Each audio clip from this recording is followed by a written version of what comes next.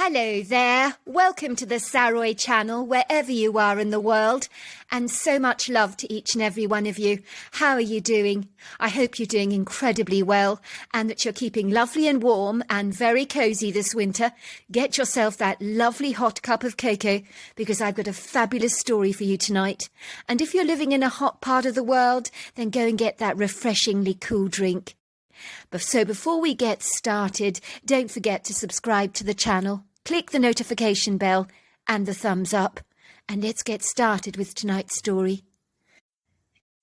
Dear Sarah and all your lovely listeners, it was 1987. My editor had been on my back to give her the first chapter of my novel. I had fobbed her off with all kinds of elaborate over-the-top excuses, but time was running out fast. The pressure to produce something substantial was escalating. I need your chapter first thing in the morning, and a rough synopsis and overview of your next story, she had told me with a rather demanding authoritarian tone to her voice. Of course, I had said in a light, cheerful, sanguine voice that managed to disguise the inquietude I was actually feeling. I'll get a courier to drop it off to you first thing in the morning, I said. I've already completed it, I lied improvidently. The imprudent lie had slipped off my tongue so easily. Who was I kidding? I'd managed to produce 5 novels over the past 3 years, but this time I was truly stumped. I was drawing blanks. I didn't have a clue what I would write about next. There's nothing in the world that is worse for a writer than staring at a blank piece of paper in your typewriter. Procrastination had become my biggest companion over the last few days. I'd managed to find other things that needed doing, like unexpected random trips to the shops, where for some reason I needed that biological washing powder more than ever. Then another time I decided that the bed in my front yard needed weeding, something that had never been important to me before, as it suddenly seemed to be now. Short of being tied down to the desk with a pair of shackles, I was avoiding writing my synopsis like the plague. I now knew things were very serious. If I really wanted to make it as an author, I was going to have to get my act together fast. But what the heck was I going to write about? That was the $100 million question. The doorbell to my Victorian semi-detached home was ringing. I quickly went to answer it. I lived in a pretty leafy neighbourhood outside Seattle, next to a long row of semi-detached houses, all close to each other, but pretty and unique in their own right. The street was lined with oak trees on either side of the asphalt road, but the area behind all the backyards beyond 200 feet was heavily forested with ponderosa pines and Douglas fir trees, along with a plethora of exciting hiking trails. So for all the residents of the properties on our street, the forest was almost an extension of our homes, as in those days it hadn't been bulldozed, as regretfully it is now. I opened the door to be greeted by a door-to-door salesman. I shrank back in the doorway, wishing that I hadn't answered it so eagerly. I knew I was going to have to pretend to be interested in his sales spin. I managed a fake smile. "Hello, madam. Good morning to you. A very fine day it is," said a tall, lanky man with brown, mousy hair and piercing, deep brown eyes, who was staring at me intently. "Can I interest you in some organic cleaning products? They're very, very good. Biodegradable, environmentally friendly, with no carcinogenic effects. We use only the best, purest, finest essential oils in our products to ensure the smells add mood-enhancing benefits to your home. Fresh, fragrant smells that are beneficial to the health and very agreeable too, if I might say so." I remembered exactly what this was about. It was ex-cons selling organic cleaning products door to door. A project that was going remarkably well. Was designed to help lift ex-cons out of their lives of crime onto the straight and narrow pathway, encouraging them to develop those quintessential entrepreneurial skills.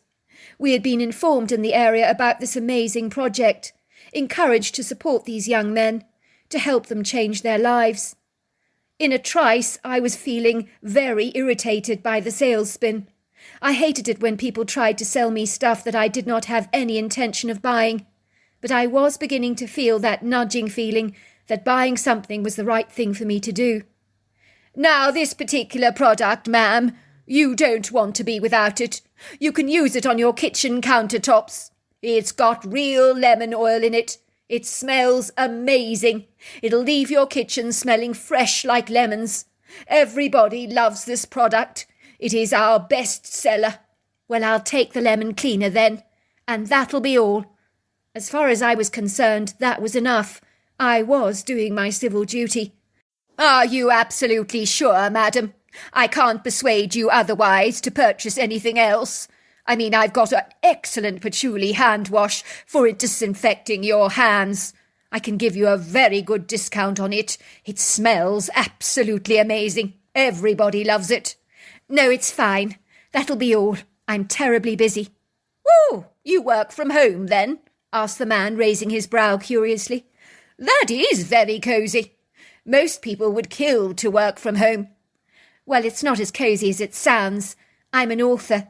There are distinct drawbacks in being an author, I assure you. It's not all hunky-dory. I wish it was. It can have its extreme disadvantages, like vacillating and shilly-shallying around when you should be working. I'm very good at that procrastination lark.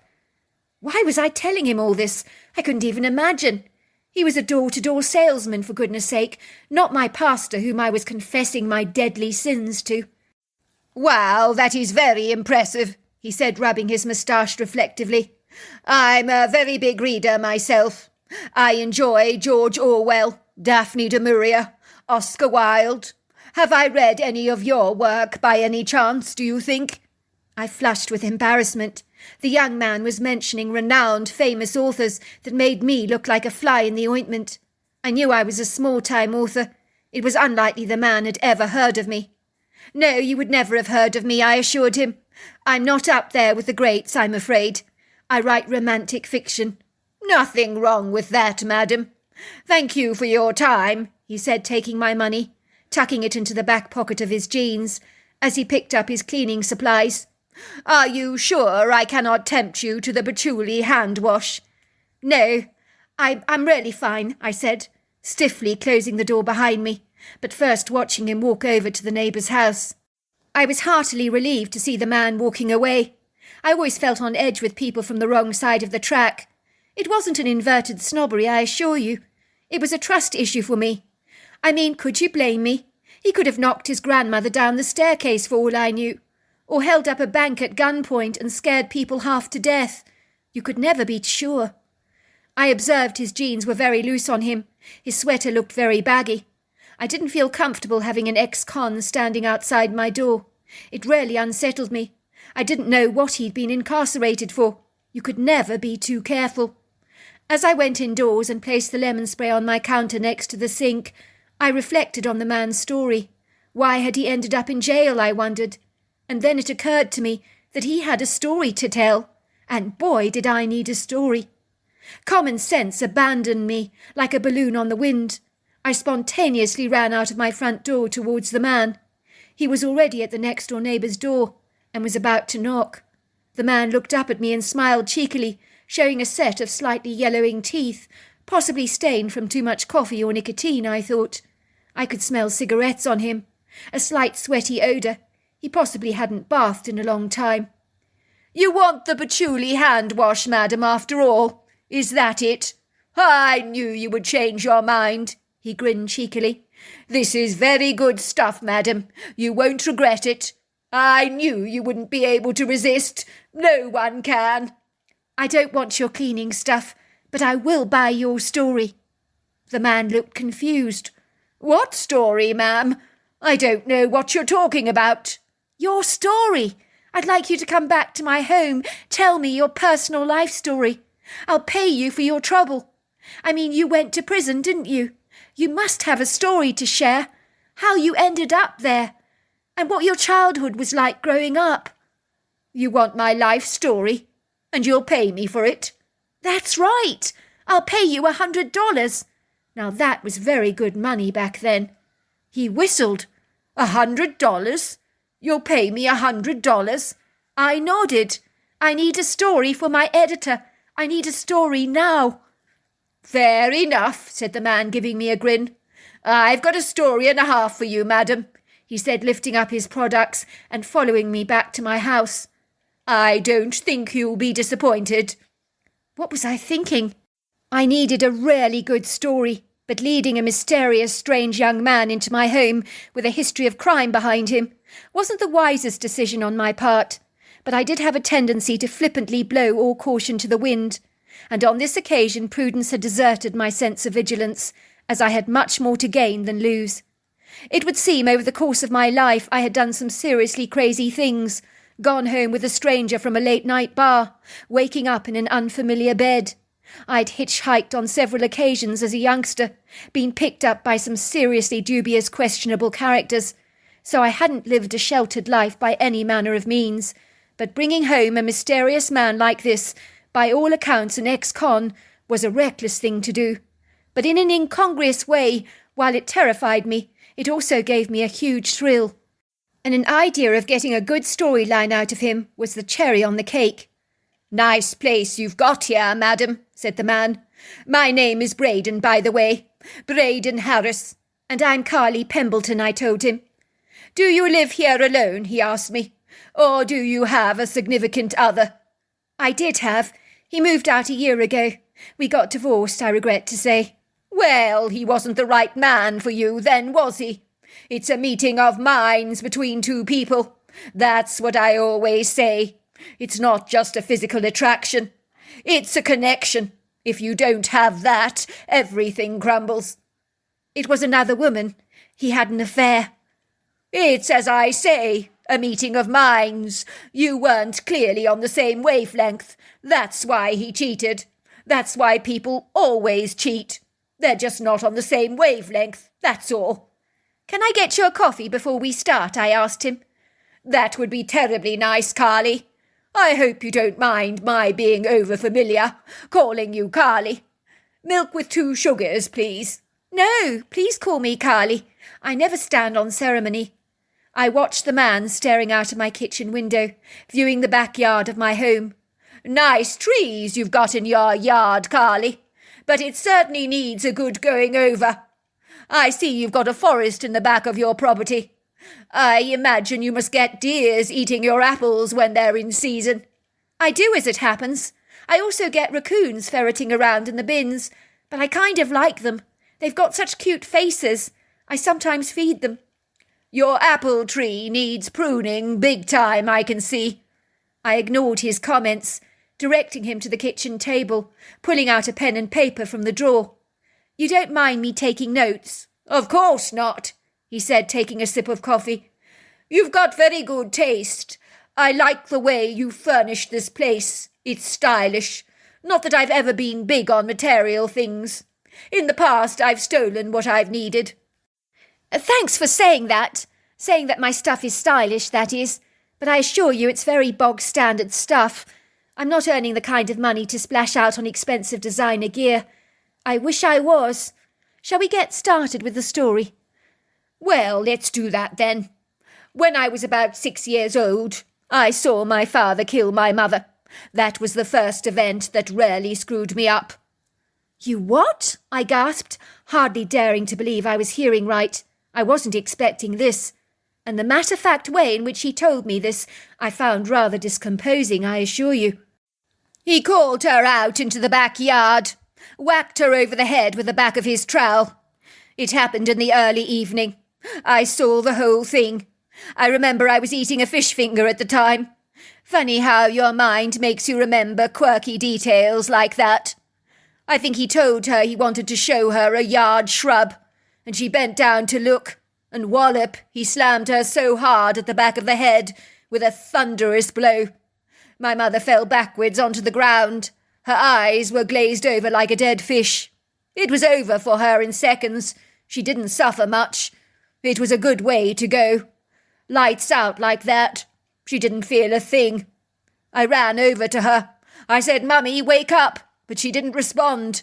It was very confusing for me. I was so terribly young. I didn't understand what was going on. I said to my father, 'Mummy won't wake up.' He looked up at me and pointed to the sky and said Mummy was never going to wake up.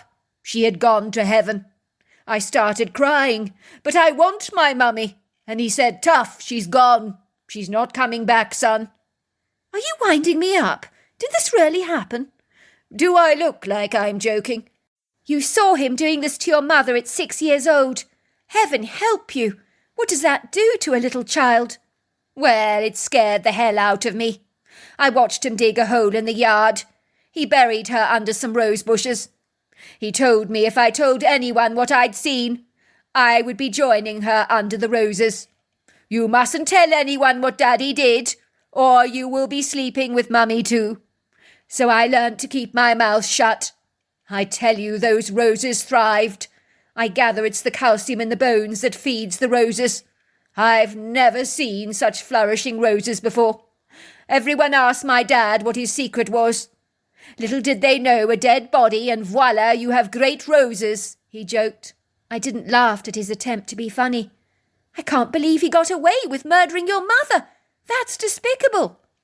Well, he got away with it for the first year in a manner of speaking. But then people began to ask awkward questions. My mother had been away for far too long on an extended holiday, of which she had abandoned her own child, which was exceedingly out of character for her. It would appear that her own sister became very suspicious. The police investigated my father. They uncovered my mother's body under the roses, with the help of some cadaver dogs. Needless to say, my mother's sister didn't want to take care of me. Oh, no, that was too much for her. She was a lazy old cow. She couldn't be bothered with children, never had any of her own, didn't want to be saddled with me, made that perfectly clear, of course. So I was put in foster care, which also screwed me up. Why do you think your father killed your mother? Did you ever ask him? He just told me the woman was a bloody bitch, deserved everything that she got. And that's all you know? That's all I know. I was too young at the time to know what was going on. Even so, it must have really messed with your head. Did the authorities give you any counselling for the trauma you experienced? Well, I think I sat with a psychologist for a week. My memory's pretty vague on the matter. She made me draw pictures of my father and mother. I remember she cried when I drew my mother lying under a flower bed with a smiling face. She asked me why my mother was smiling, if she was under the ground. I said she was happy about the roses being so pretty above her head.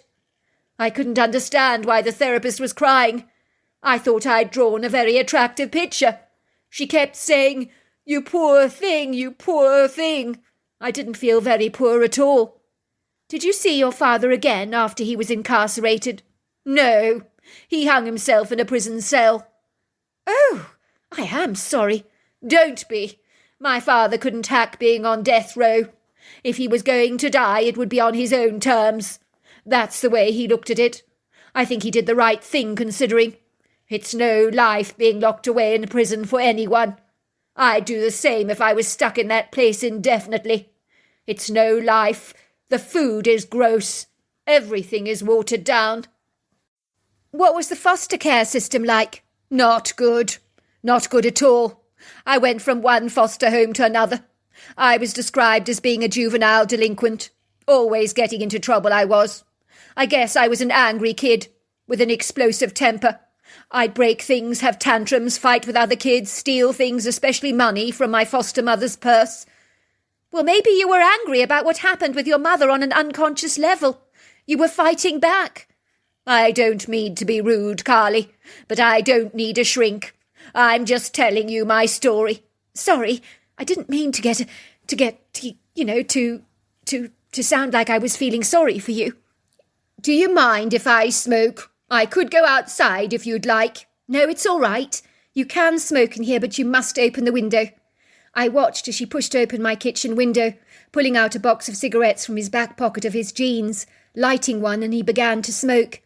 I knew that once he told me his story, I wanted him out of here as fast as possible. I perceived that I was being reckless inviting him into my home, and realizing that his father had killed his mother, burying him under the roses, really left chills running down my spine. I had tried not to react or appear too shocked, but hearing him talk about his mother in the same tone of voice as the lemon detergent he'd been selling me made me wonder if he was a narcissist, devoid of any emotions at all. You had to be careful of people like him, I thought. So what happened to get you incarcerated? Well, I got involved in petty theft at first. I broke into homes, stole jewellery, sold it to pawn shops. Then I graduated to electrical gadgets and things like that. I got involved with drugs. That was a slippery slope, let me tell you. I became a dealer. I was an eyewitness to one of the drug dealers being shot at point-blank range for disobeying the boss. Of course, I was expected to witness this incident. It was a warning for me not to go screwing my dealer. We were arrested on a police raid. The rest is history. Let's just say I don't want to go back into prison in a hurry. It's not the kind of life I would recommend for anyone. Prison can be brutal. Well, thank you so much, Braden. You've really inspired me. I'm going to use some of the things that happened to you in my story. Not so fast, lady, said Braden, tensing up. I've told you my story, Carly. I think it would be nice if you offered me something to eat, don't you? It's close to lunchtime. Oh, excuse me. I'm sorry for being so rude. I'll rustle you up something quickly. Do you like spaghetti? That would be great, he said, watching me as I put the spaghetti into the boiling salted water. I felt nervous as I watched his eyes on me. I noticed his eyes looked predatory as he studied me, while the corners of his mouth lifted up into a provocative smile. Why is it that you women love to complicate things? He said as I dished up the pasta on his plate, which he began to eat hungrily. This is very good, Carly. You're a sensational cook, if I may say so. Thanks. What do you mean women like to complicate things? Exactly what I'm saying, Carly. You know the real reason you invited me inside. We're both adults, are we not? You can quit playing games with me. I know what this is all about. In my book, there's nothing wrong with women making the first advances. I'm a modern man. I accept that things have changed. What are you talking about? I protested. I genuinely asked you into my home because I wanted your story. I'm suffering from writer's block. I have an editor breathing down my back like a dragon. I need to get a synopsis out to her on the next book as soon as possible. You really think I believe that? I don't care whether you believe it or not. It's the truth. I'd really like you to go now. I'm very grateful for your story, Braden. I really am. But I do think you've outstayed your welcome. I think we both know what's going on here, Carly. You felt it the moment you opened the door. Admit it. The attraction between us. The meeting of minds, so to speak, that I've been talking about.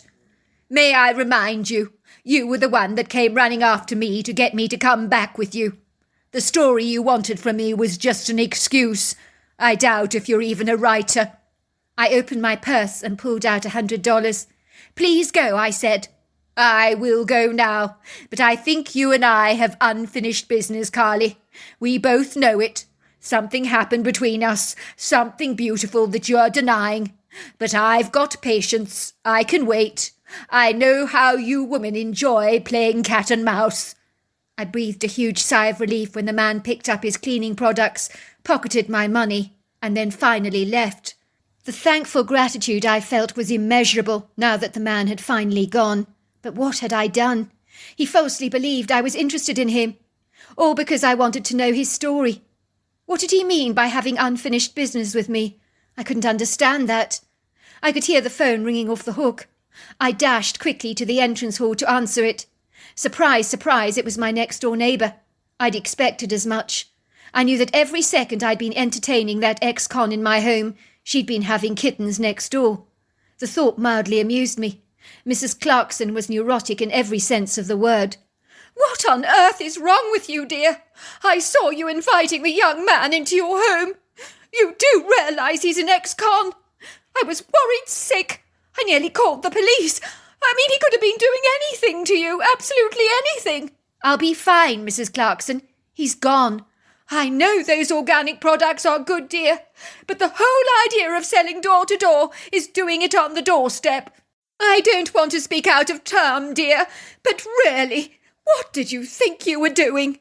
I mean, the man could falsely get the wrong idea. He might think you were coming on to him. You don't want to be giving ex-cons the wrong idea. Who knows where it leads? It's terrifying, dear, what you did. Thanks, Mrs. Clarkson, for your concern, but I'll speak to you later. I raced upstairs to my typewriter. I was absolutely amazed to find the words for me just flowed. I had the perfect storyline. I'd make an ex-con who had a troubled background and a murderer's father fall in love with a vicar's daughter. And the love story would ensure that despite the struggles of leaving behind his life of crime, He did so for the love of a woman, abandoning his former duplicitous lifestyle. As with all my romantic stories, the idea was for the couple to invariably live happily ever after. That made my readers very happy. The next morning I sent out the synopsis with the courier, and a while later I got a call from my editor. I love it, love it, love it. It's absolutely fabulous. It is fantastic. I'm so impressed. This is going to be a winner. Well done. Get cracking with the story. I love it, love it, love it. It's got grit. It's got romance. It's got everything. It was the following evening after I'd gone to bed that I was awoken to the sense that someone was in my bedroom with me. It was the most chilling, alarming and frightening thing that I've ever experienced. It was an instinctive knowing that I wasn't alone. I woke up with a start to find Braden staring at me.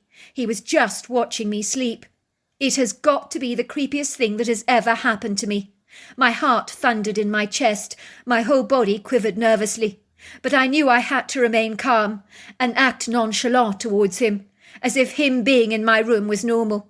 If I overreacted, he might behave like his father had done with his mother, and slap me over the back of the head and bury me next to the apple tree.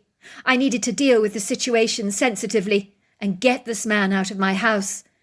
"What are you doing here?" I trembled. "You frightened the life out of me. You scared me half to death." "Oh, I came through the kitchen window at the back. It was still open. You should never leave a window open like that. You're asking to be burgled. You never know who could enter your home. Luckily it was only me.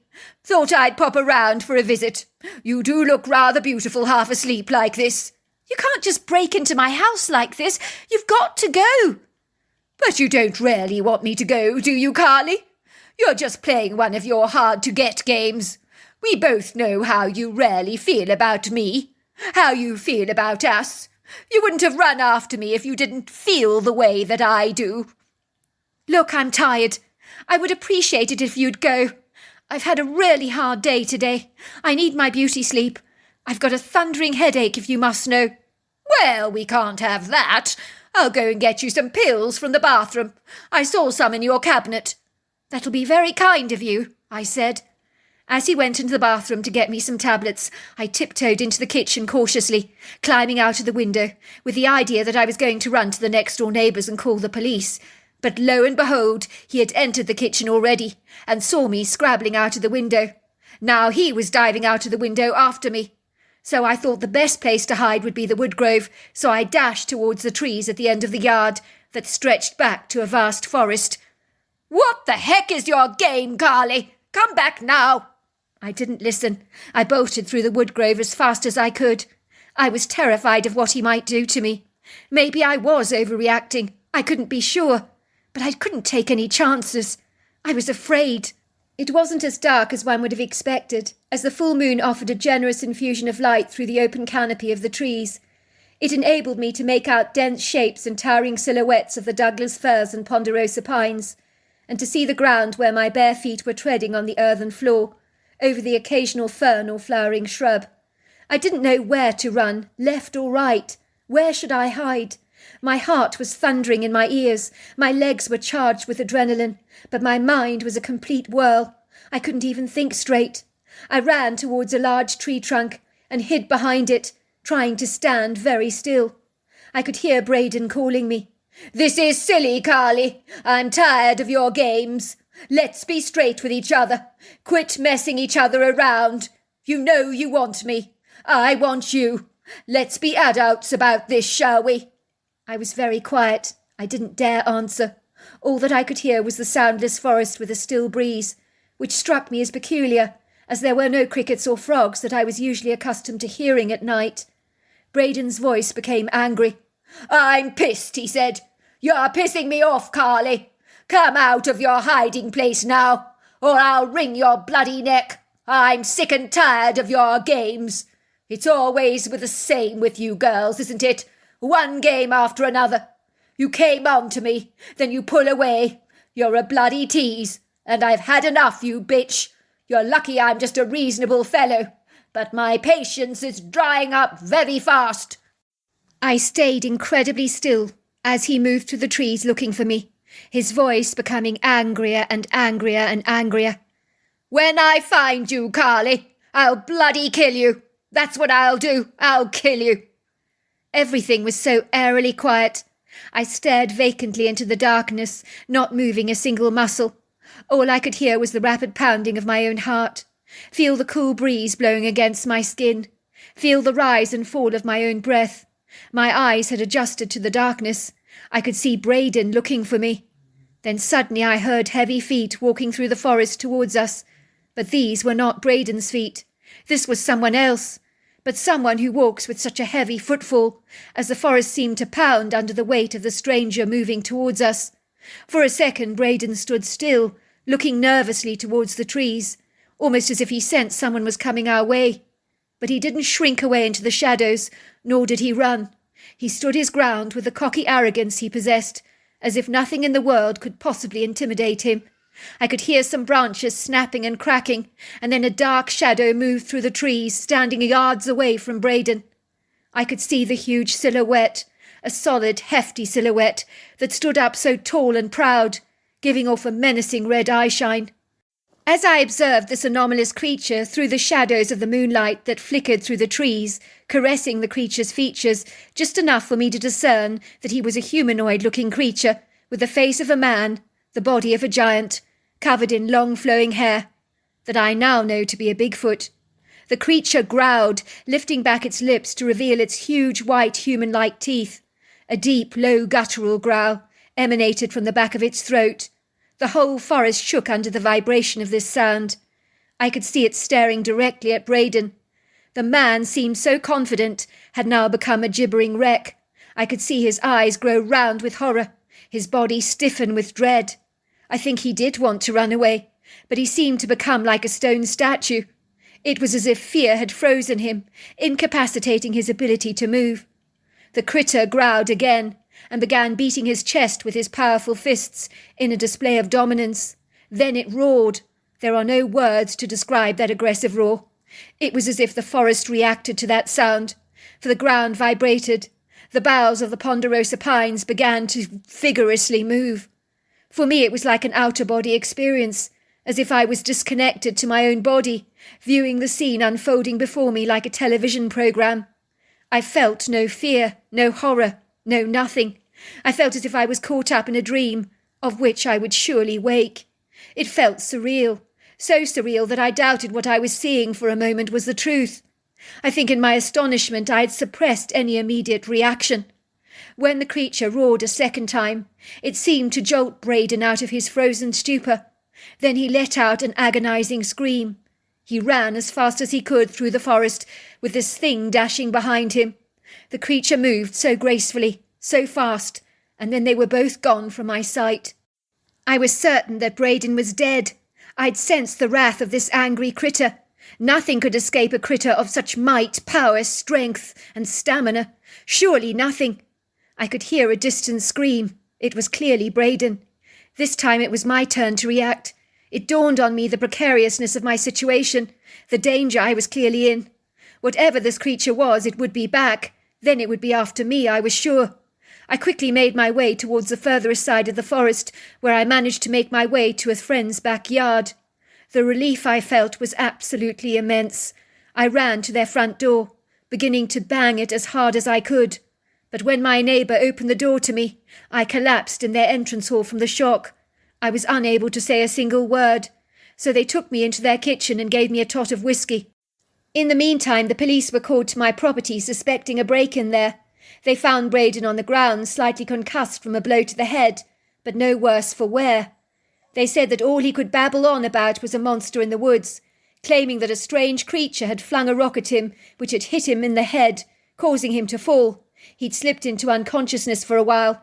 When the paramedics were leaning over him, he was scratching, screaming, and fighting back with all his life, as he believed the paramedics were the monster back again, but their reassuring voices seemed to calm him down. I do think he got off lightly. I was certain the creature was going to kill him. The fact that it had only thrown a rock at him possibly meant he only wanted to scare him off. That's what I believe, anyway. When I recovered from my shocked response, I reported Braden to the police, informing them that he had climbed through my window, had stood over my bed. This revelation alarmed them greatly. They believed he was mentally unstable, as there had been numerous restraining orders filed against him in the past by various women, claiming that he had been obsessed with them. So he was taken into custody after spending time recuperating in hospital, and then transferred to a mental facility. I told the police what Braden told me about his childhood. It turns out his story is absolutely true. His father had buried his mother under the roses. No wonder the man is so unstable, the police officer said to me. Imagine witnessing such a harrowing event at such a young age. It's likely to mess you up. I never mentioned anything about the hairy creature I'd seen that night. I knew no one would believe such nonsensical claims. I could tell Braden's reports about the beast we had encountered had seriously got the police to question his sanity all the more. In the interview, the policeman actually said to me, "Was Braden on drugs when he broke into your house? Has he been making up these crazy stories about a monster trying to kill him in the woodgrove?" I'm glad to say that I moved away from Seattle to another state, in the hope that Braden would never find me again.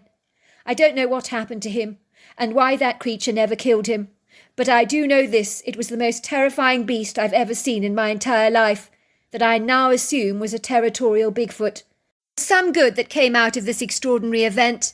I found my ability to write a gripping story came much more easily to me, because I'd experienced one myself. So there you are.